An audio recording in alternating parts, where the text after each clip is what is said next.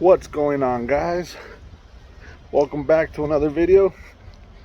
Today we will going on inside of the shop now. I already have the car on jack stands. Today we will be, I bought some new jack stands. Today we will be replacing, let me lower the music real quick. Today we will be replacing the studs on the manifold. They're like barely holding on. Some of them are breaking. I got bolts on the other ones because yeah, we were in a hurry. But I'm gonna go ahead and replace them. I ordered them, or I didn't really order them. I got them from the homie. They are from Keith Reed from Portland area.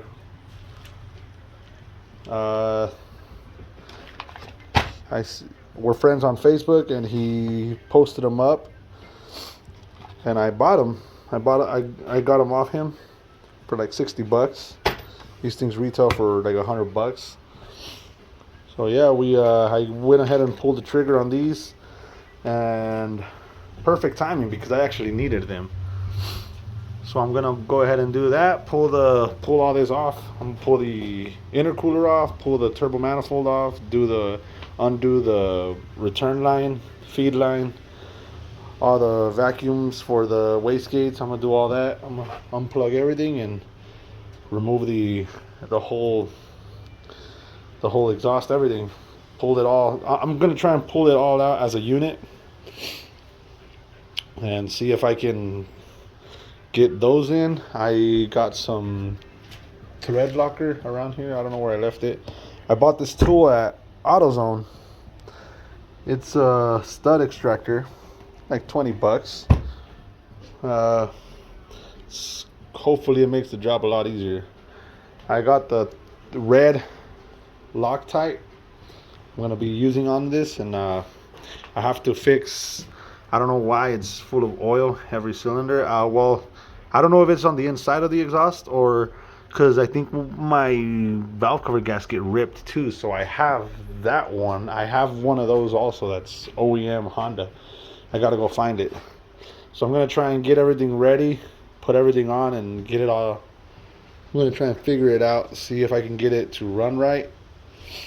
Last time I was at the track, it was blowing out smoke from the exhaust, but according to my brother, he kind of gave me an idea of what it was, because yeah, when I opened it, all this right here was full of oil, so it was steaming. I mean, it was vaporizing, and it was hitting on the hood, so it was finding its way out the hole. So that's what made it look like it was coming out the exhaust.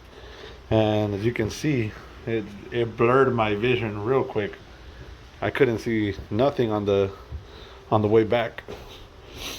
So yeah, line of performance, hell yeah. So we're gonna get to it right now, guys. Ever since a nigga was a seed, only thing promised to me was the penitentiary. Still ballin', riding on these niggas cause they lame. In a 6-1 Chevy, still heavy in this game. Can you feel me? Blame it on my mama, I'm a thug nigga before the sun rise. Quicker than the drug dealers, tell me if it's something. Alright, I'm at the edge of taking all these off, and as I was taking them off, I come across this. Talk about luck being on my side.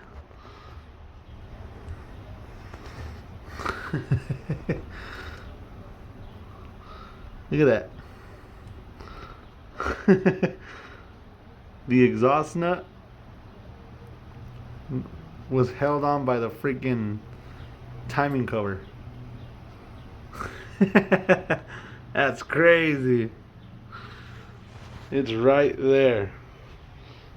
That would have been a bad day, but I just needed these two, and I already undid took the intercooler off, took all the things off. I was gonna take the whole unit off, but I think I can just move it over to the side and work with that still. So I'm just gonna take this off real quick and just lean it right there so I can just extract all those.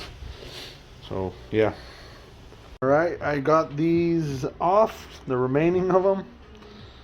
And what I realized, there's a lot of junk in there. I don't know if that's normal or what the hell. Look.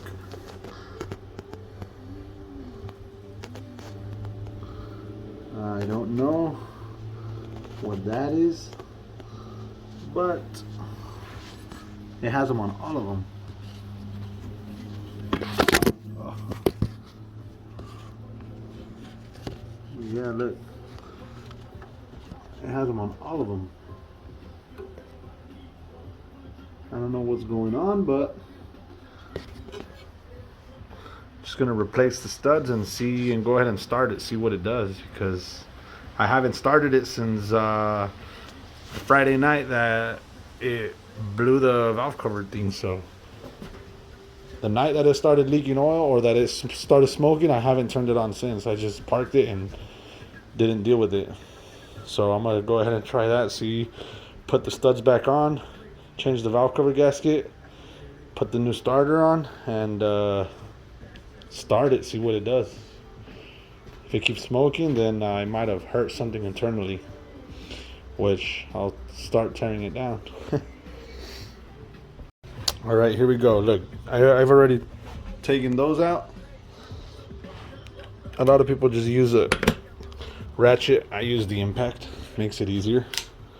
Put it on reverse, put it in like that. These have little claws right here. Those close and grab it. Let me put the phone here, see if I can, like that. And then look how easy it is. Put it in.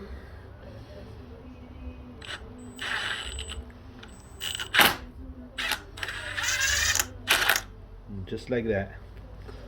Do the same thing to all the other ones. These that are broken, grab it.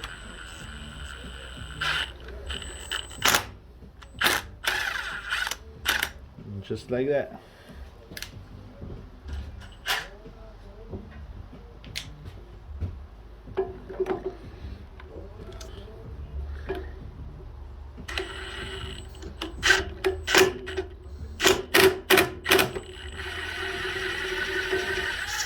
Just like that. Makes the job a whole lot easier.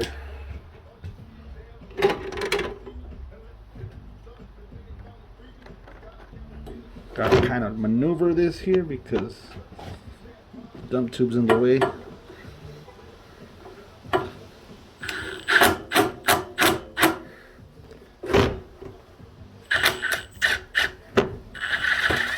There it is. And that's it.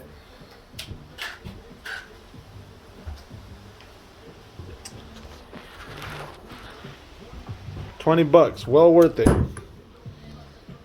It's called the stud extractor, universal. It's got little teeth inside. You got little teeth on the inside that grab a hold of the studs. So yeah, I'm gonna go ahead and blow that out, the studs out, my little Milwaukee compressor. I'm gonna blow the studs, the little holes out, and then I'm gonna go grab that red Loctite, put some on, and put these bad boys in there. Alrighty guys, I freaking love it. Look at that. I can get used to seeing bolts like this all over the car. They're spendy, but man, do they look good. Look at that. Woo. Those are the only bolts the car has that are titanium. They're that burnt looking titanium. That's pretty cool. They look really good. And hopefully they work as great. As great as they look, hopefully they work good. But I mean, every other car out there has them. and I haven't heard no bad reviews of them, so hopefully this works. Got everything put back. I just got to put back the vacuum lines, put the intercooler back on. And I ran into an issue on these, since these right here, they were grinded. See if it focuses. They were we grinded these around the, come on, we're in here around the thing. Come on, focus.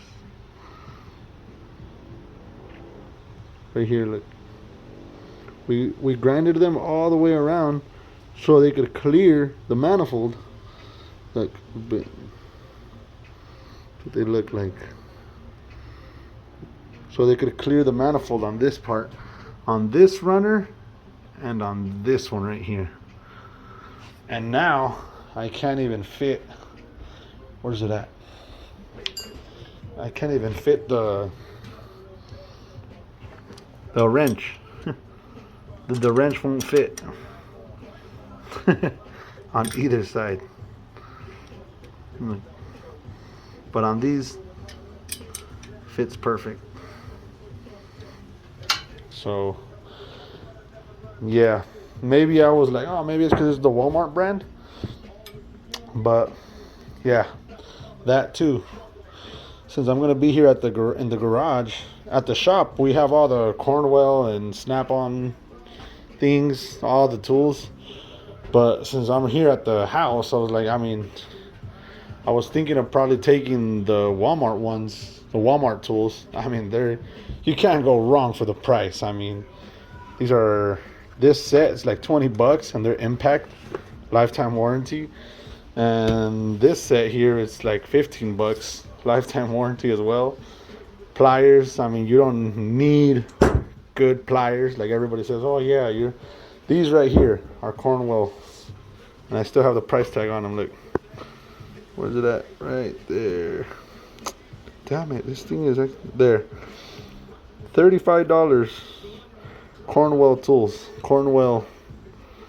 I'm not bashing Cornwell. You got to do what you got to do, but for just being here in the garage, these were the ones I brought from the shop. These are from my toolbox, and I have a Cornwell and Snap-on sockets, wrenches. But just to be in the man cave and in the garage, I'm not gonna wrench every day. This is just like for tune-ups, like right now on my personal car. Just tune-ups, little things I can do here.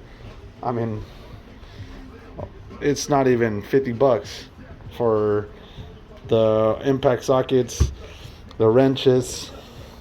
These are like $5, and I have two of them. The other one, I don't know where the other one went, and that's another reason.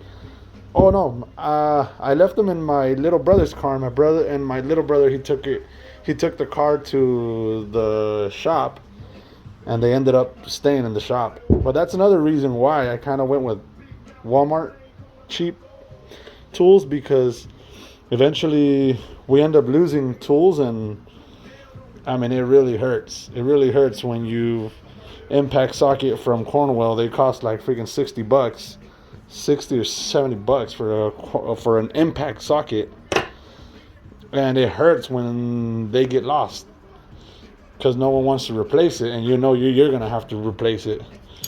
So this $20 set, lifetime warranty. This $5. There was impact ones and I didn't grab them, and now I regret it because we proved it with my little brother. The impact works a lot better than the chrome ones. They usually break when you put pressure on them. These right here cost like freaking $5, I think, or $6 for the pair. And then these, they're like $2 each. As long as, obviously, I don't expect them to last a lifetime. If we hammer them, if we hit it with a hammer here to try and chisel something out, it's gonna break because it's plastic. But for $2, it gets you out of a budge.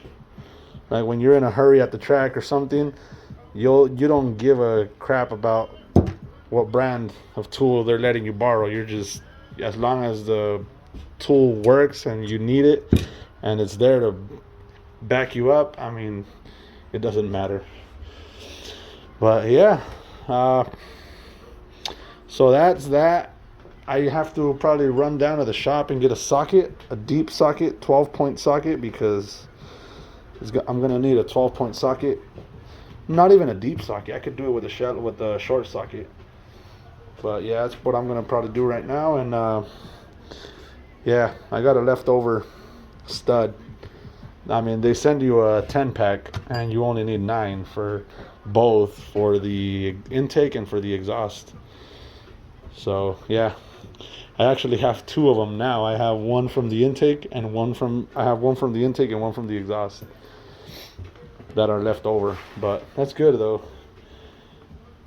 Yeah, I'm gonna run over to the shop real quick, grab a socket, and get this buttoned up. Alrighty guys, and the car is running. I realized that the intercooler unwelded from the bottom bracket. That's why it sits all lopsided. Yeah. You guys won't be able to hear me right now if I talk, but this is where it's cracked from.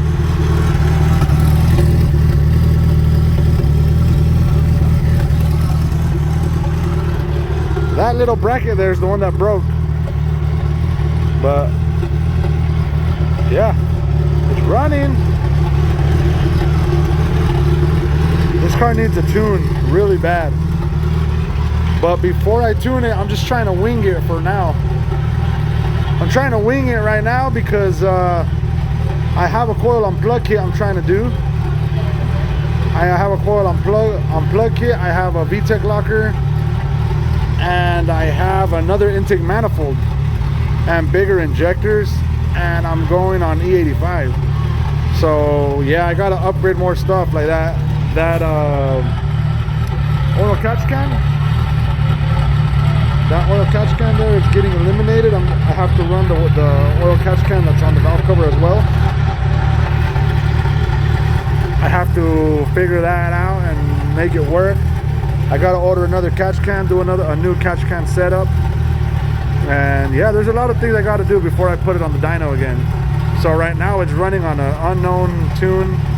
I mean, when Landa tuned it, it was running perfect in my brother's car, the all-wheel drive SI. But then when I switched it over to this one, we went to front-wheel drive. On this one, it's front-wheel drive. So I did a little bit of, I really didn't change much. I don't know why it changed, but it just didn't want to run right on this car. So we ended up messing with it, me and my brother, to a point where we got it running good. Like right now, it runs semi-good. It has that little idle, that surge, but it puts down on the track. Like it runs like it's supposed to. It runs really good, sounds healthy at the track. But I really, really want to put it on the dyno with Landa. So we'll see. When that time comes around, we will. Like I got my EM1 tuned already, so I might just run the EM1 for the rest of the season and start working on this one to get it on the dyno in the winter, so I can get it ready for next season. If everything goes good, hopefully everything goes smooth. If I can possibly push it this season, I'll probably have it done before October if I can push it. But with work coming around, it's really hard for me to work on this one and on this one and on the SI. But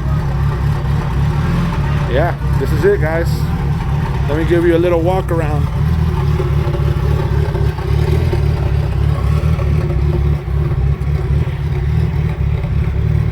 That's my e-brake, because I don't have an e-brake. I have a launch brake. I have a launch brake, and it's not letting, my e-brake is not there.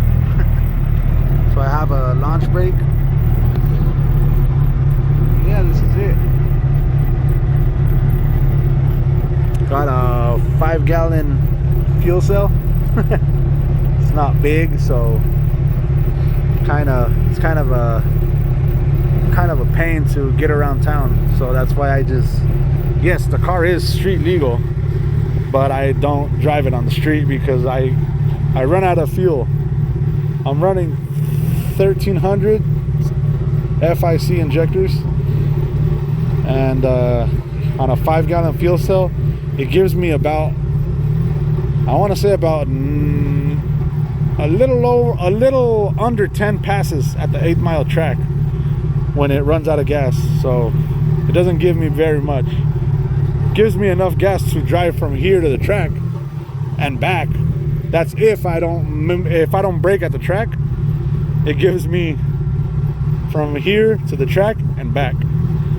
But there's been times where I've pumped gas and I've been having a good night at the track, and I've been running it, and towards the end I run out of gas and the car starts to pull really, like, it starts to jerk really ugly, and that's when I'm like, okay, it's out of gas. I can tell. But yeah, this is it for this video, guys, and tune in for next video, see what we got.